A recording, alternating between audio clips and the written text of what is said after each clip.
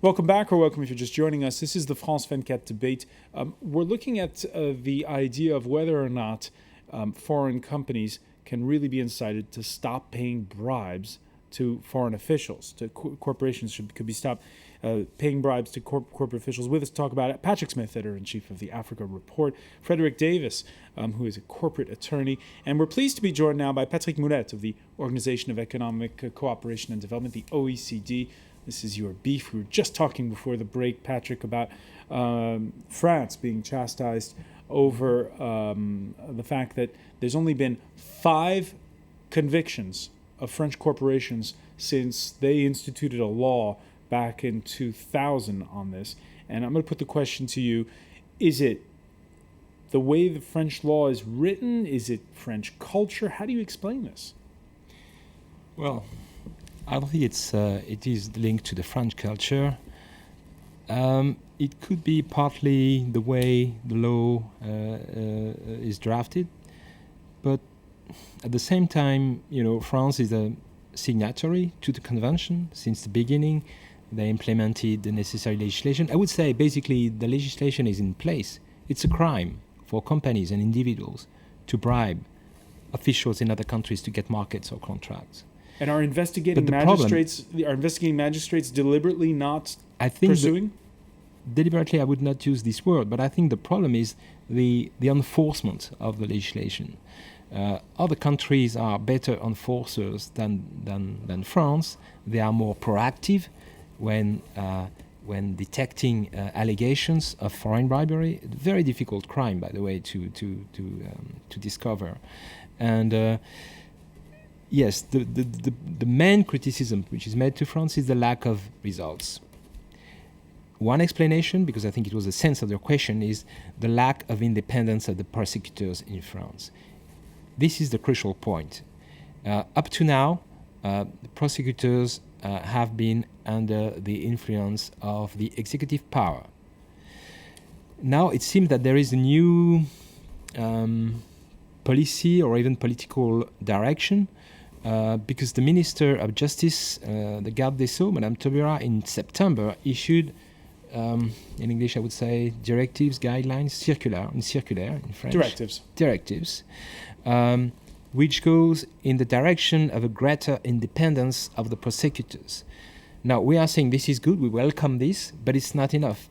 It needs to be in the law, because a directive can be changed by the next government, and we don't know how long it will last. So, but this is, and maybe it's too technical, I don't know, but I think people will understand that if the magistrates and the prosecutors are under the influence, the results may not be very good. Let's ask the American in Paris. Are you surprised, or do you feel as though politics and that sometimes you get the sense that a prosecutor has gotten a phone call from as we say in France, le château, the presidential palace, telling him to ease off or to go hard on someone?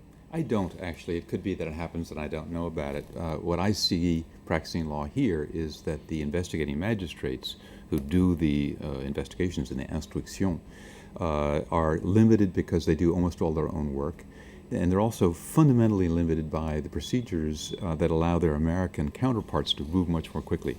An American prosecutor can get wind that there is a problem with one company in a certain country and can very quickly have that company come in and say, look, we want to know what happened, and if you tell us very soon and very honestly what happened, we'll work things out. As a result, Americans get leverage. A relatively small group of people can have a bunch of cases going on at once because they're not doing all the work. In France, it all has to go through the juge d'instruction, and as a result, these investigations take 7, 8, 9 years, whereas things get wrapped up pretty quickly. In the Siemens matter, there was a perquisition, a dawn raid in Germany in the fall of 2006.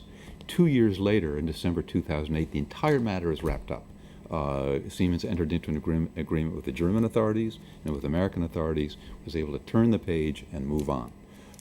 And that can't happen in France. You just can't imagine a matter being wrapped up within 2 years. It just drags on through the courts. It'll drag on, and as a result, if there is ultimately a sanction that is paid by the company, it's paid many years later at a time when the readers and the public don't connect the crime with the punishment because it's 8 years later. The shareholders who basically pay that fine are different shareholders. And the individuals involved who may have been involved are usually retired by then. In part one of our discussion, you were mentioning how Britain put in its Foreign Corrupt Practices Act later than the French, 9 years later, and yet you seem to be saying that they've leapfrogged the French because of pressure from civil society, more of a culture of being of checks and balances, maybe. Yeah, I think so. I think the political will is building in Britain pretty strongly, and it's part of civil society and the linkages and government's response, you know. And it's interesting, actually, it happened under a conservative government that's meant to be very pro-business.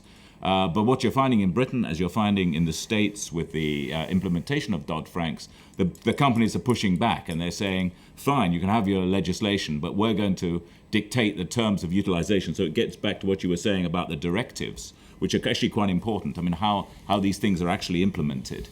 And in Britain, there's a big pushback on how the Bribery Act is going to be perceived, because people are saying, well, you know, am I going to be prosecuted if I take my client to a racetrack and buy him lunch and a bottle of champagne? Is part of this, by the way, reaction to all those images we've seen over and over of Tony Blair sitting in the tent with Colonel Gaddafi and this kind of thing? I think it's all part of it. You know, you've got a situation where you had a British Prime Minister who was negotiating on a diplomatic level with a Libyan leader who had been responsible for or regarded as responsible for a number of terrorist outrages, and then you have within a year of that man retiring as Prime Minister, he's going back and representing BP in commercial discussions with Gaddafi, and people say, well, what on earth is going on here?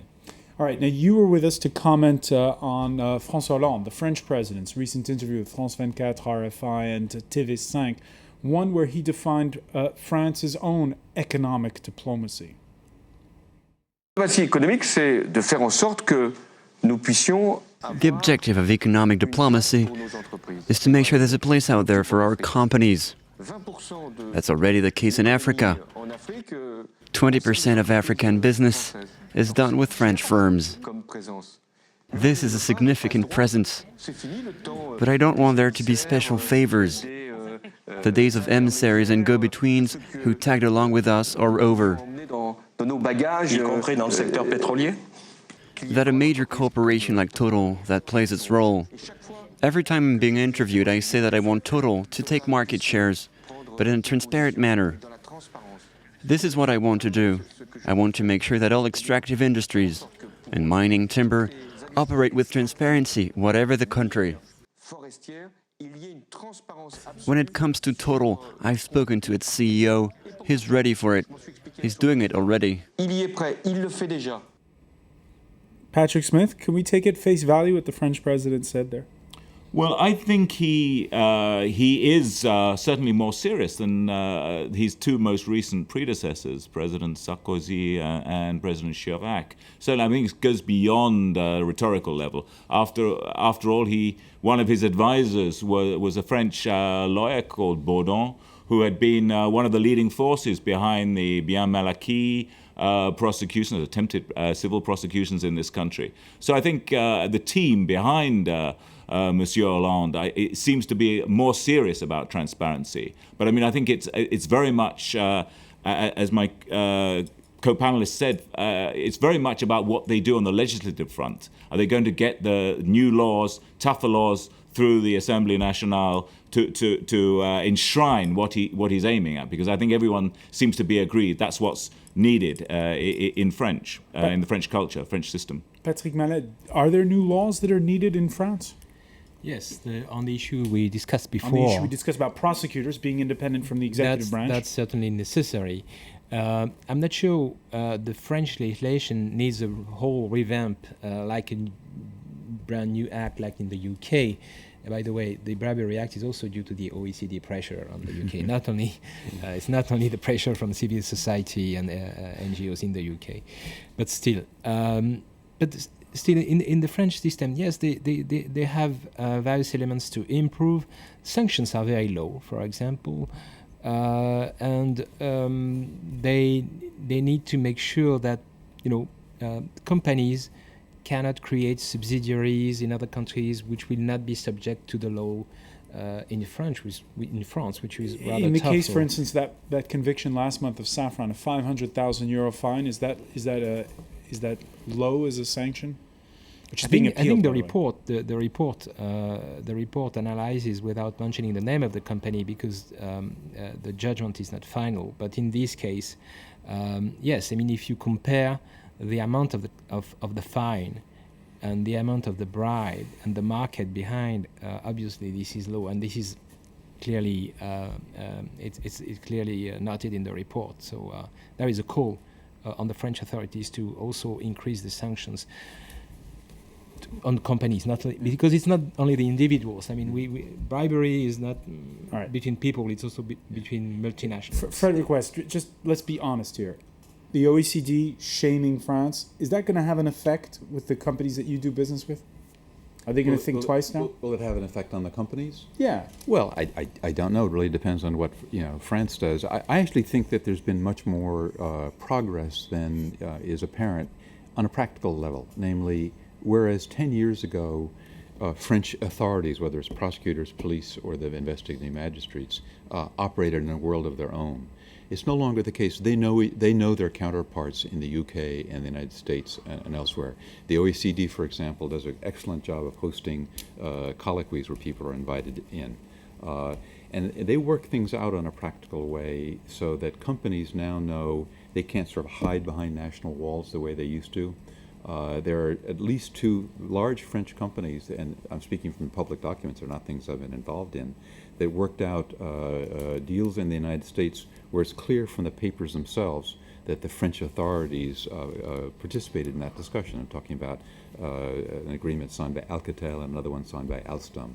That was clearly a cooperative international investigation that reached a result. So I think we're already, there's already progress. It is a complex situation for people in my position where we counsel companies, because there still is a sense that what might be an appropriate strategy in terms of dealing with American or British authorities can be sort of counterproductive in France, so that there's still a role to kind of figure out who's talking to whom on a practical matter. Whether the OECD report will really have an impact on France, so they change their procedures in the way that is mentioned, I'm not quite sure. And Frederick, you were telling us that part one here, back in 1977, when the Foreign Corrupt Practices Act came into being in the United States, you were a prosecutor. Yeah. What did people think of it back then? Well, not just in our office, but you'll see there are almost zero prosecutions under the FCPA for 20 years.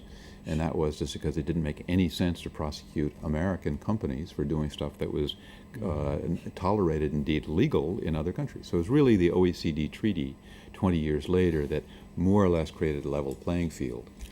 And it's since then that you'll see... Was it a bad idea to be ahead of the curve then? Well, as I think Patrick mentioned earlier, I mean, there was a form of leadership. I mean, I, for one, believe that, corruption is sort of a bad thing. The World Bank, which is one of the big leaders in this area, has a presentation they make, and they show what happens in a concrete way when you have corruption. They show a project in Southeast Asia to build a hospital for newborns, right? And because half of the money allocated by the World Bank to build this thing went into officials' pockets, the incubators for newborns short-circuited 5-day-old babies because they weren't built right. Half the money didn't get there. We should all rise up in sort of concern about issues like that. And it's not going to happen with one country by itself. It has to be done across the board.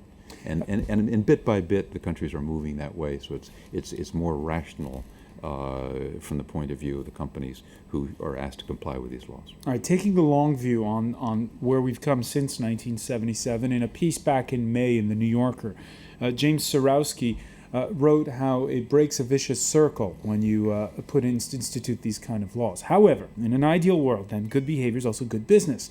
But there's a catch. Bans on bribery work best when they're widespread. Otherwise, companies start to feel competitive pressure to bribe. The problem today is some of the biggest players in the global market, like India, don't have laws against foreign bribery, while others like China and Russia have laws, but little or no enforcement. So, Patrick Mallet, how should I, if I'm a company, what do I do? I want to compete against the Chinese, who are big in places like Africa, and I know that they can pay bribes and I can't. It's true, it's a real problem.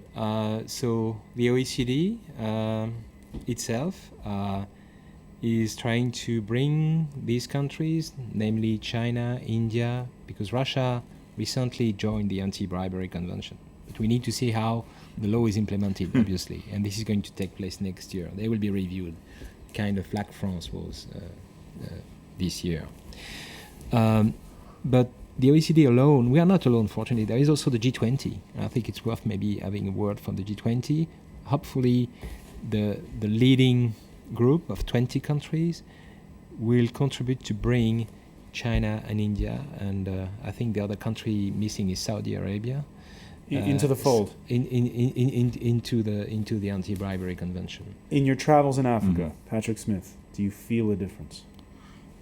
In total, yes. I mean, I think, La Yahya, who we spoke to earlier, I mean, he runs a transparency lobby in Abuja. They get data from companies, from government, from the state oil companies, from the state mining companies, and they have excellent Nigerian professional academics analyzing this data, making independent reports, showing how the system's not working, showing levels of corruption, and showing in real terms what the people, the Nigerians, who are, after all, the owners of those resources, are missing out on. That's done at a very high level now. That's done at sort of OECD level. If you look at their reports, they're highly credible. And you wouldn't have had that 20 years ago, and that's down to the US FCPA, it's down to the OECD, it's down to civil society action. And I think that's going to be the solution. In each country, you need those sort of lobby groups. The nationals have got to take the issue. Because at the end of the day, I mean, if corruption, the worst thing about corruption is, as Frederick has said, is you're selling the people in their own country short of resources. They are the people most affected by it. They have the most interest in stopping it. So if you get powerful lobbies within those societies to stop it and that really know the technical details of it, I think that's how you're really going to put pressure on foreign companies, on your local government officials to stop the whole sort of corrupt relationship. And I think that's the way it's going to go in the future. And we'll leave it on that positive note. Patrick Smith, I want to thank you. I want to thank as well Patrick Moulette and Frederick Davis for joining us. Thank you for being with us here in the France 24 debate.